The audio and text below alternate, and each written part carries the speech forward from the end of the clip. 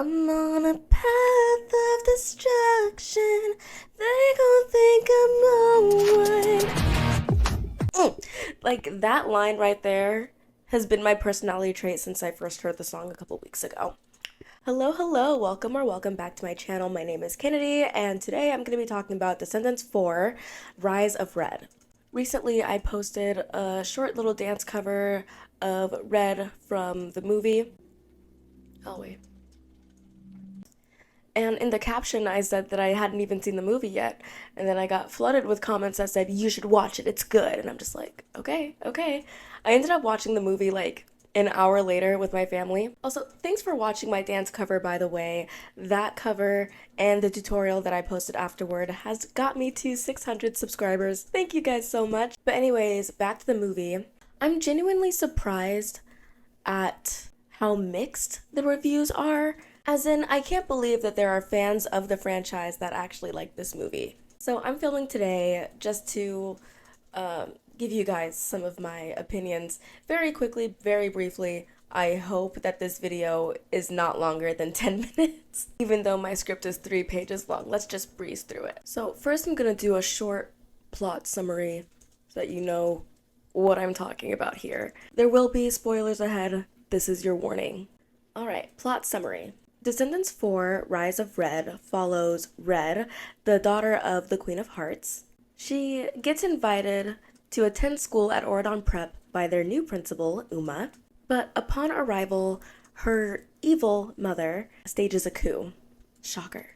Cinderella is at this welcoming ceremony, and she's the only one who's brave enough to confront Queen of Hearts, whose name is Bridget, by the way, never knew that. This is where she reveals that a mean prank was pulled back in high school, somehow warranting Bridget to become this malicious, murderous queen. Under pressure, Red accuses Cinderella of treason and sentences her to the big chop. Cinderella's daughter, Chloe, stands up to Red, and in their little tussle, they trigger Red's magical time machine stopwatch, and they get sent 20 years in the past. This prompts Red and Chloe to work together to change the past and prevent the terrible events of the future. Okay, so here is a quick list of all the things that I love about this movie.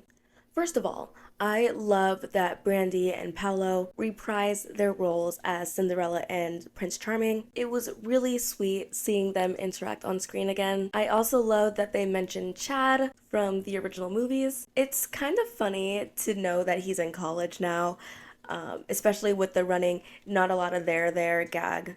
Secondly, I love Red's introduction song. It was the main song used to promote this movie, and it did a really good job because I was genuinely excited to watch this. And it made me feel like the original essence of the Descendants franchise was going to be present in this movie. I also really appreciated the very short but meaningful Cameron Boyce or Carlos tribute in the beginning. Although I wish he were still alive in the Descendants universe, it's sweet of them to observe his life and legacy in the way that they did. Side note though, I do not appreciate when people say that the original cast didn't come back because they didn't want to betray Cameron, because everyone who's saying that is basically saying that China is betraying Cameron. Which, like, riddle me this. How is having a job betrayal?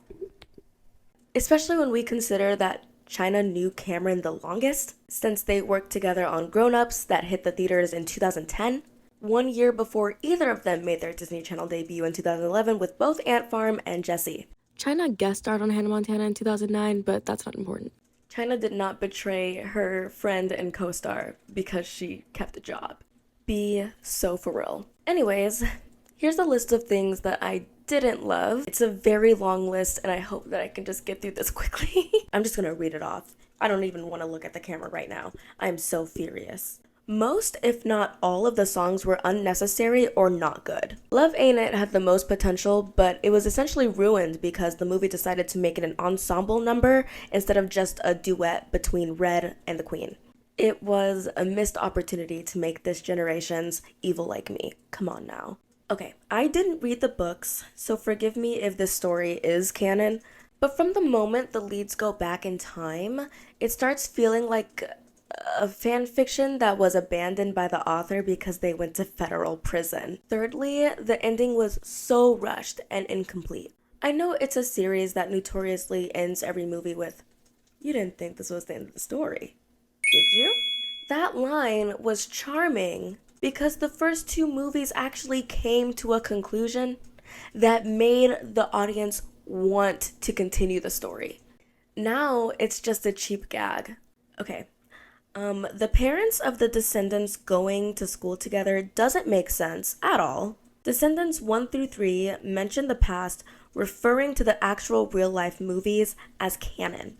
But these characters being in high school really confuses the timeline. Also, these villains, Lyanna, Morgie, Maleficent, Hades, are so useless. The only villains that ever show up in the future are Maleficent and Hades, and they actually had something to do with the storylines and the plot. Meanwhile, they have no significance in the past. Like, I don't think they have lines that contribute to the plot. Lyanna and Morgie don't even make appearances in the future. They don't even have characters in place in like the present timeline. Like they don't exist. They don't exist in the present. So why should I care what Lyanna and Morgie are doing in the past? Okay, side note on these villains, by the way, they make me so upset. We're supposed to believe that Lyanna pulled the prank on Bridget that made her an evil queen. She uses a forbidden cookbook to do it. We learn that but we learn that Merlin put a spell on all of his books. So we see the book freeze Lyanna and all of her friends to punish them for trying to steal it, while Red and Chloe successfully retrieve the book. If Lyanna is considered the wrong hands, how did she get the book in the first place? In the original timeline, how did she obtain this cookbook from Merlin's office? And answer quickly.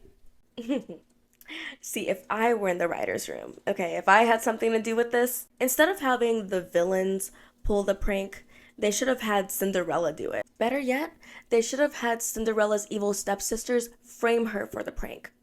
Listen, imagine the stepsisters going to school alongside Cinderella and making her life miserable. When they see that she has a friend, Bridget, trying to make her life easier, they get jealous and frame Cinderella for a malicious prank against her. Cinderella would be the type to take accountability and apologize, but Bridget wouldn't forgive her, explaining their interactions in the future. Moving on from my disdain for the villains in the story, I struggle to find the moral of the story as well. Alex Myers perfectly described the moral as don't get bullied.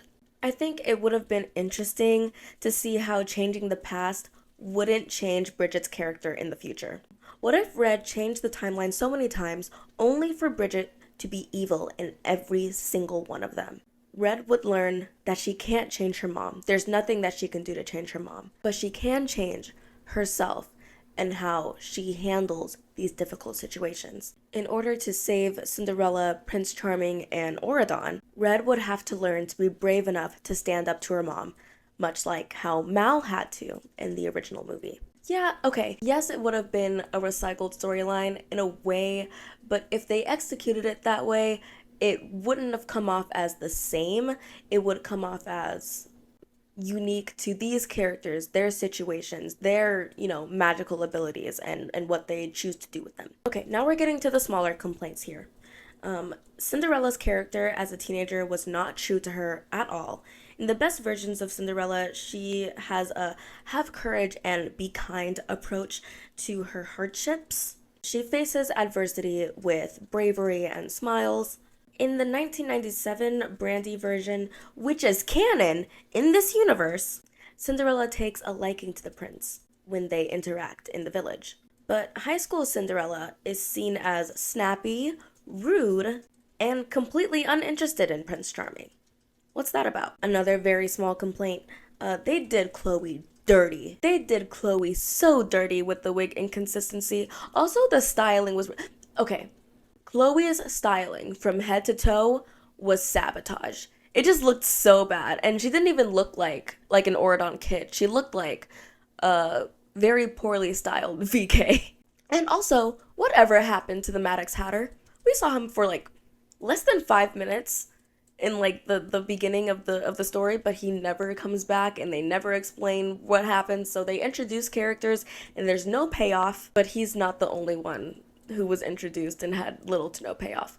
So I guess it's just an ongoing theme in Descendants 4. But okay, that is all. Those are all of my thoughts that I have on Descendants 4 right now. I do want to do a ranking video for the songs just so that it could go with the other Descendants ranking video, you know, have some continuity on my channel. But overall, I'm glad that I gave this movie a chance. I was excited to see it. Even though I'm not completely satisfied with this movie or the story or these songs or these characters. What? There, I had a point. I had a point there. Oh, I'm interested in seeing how they are going to continue this because they did leave an open ending there. So hopefully we get some sort of closure in the near future. So yeah, thanks for watching. This was Kennedy.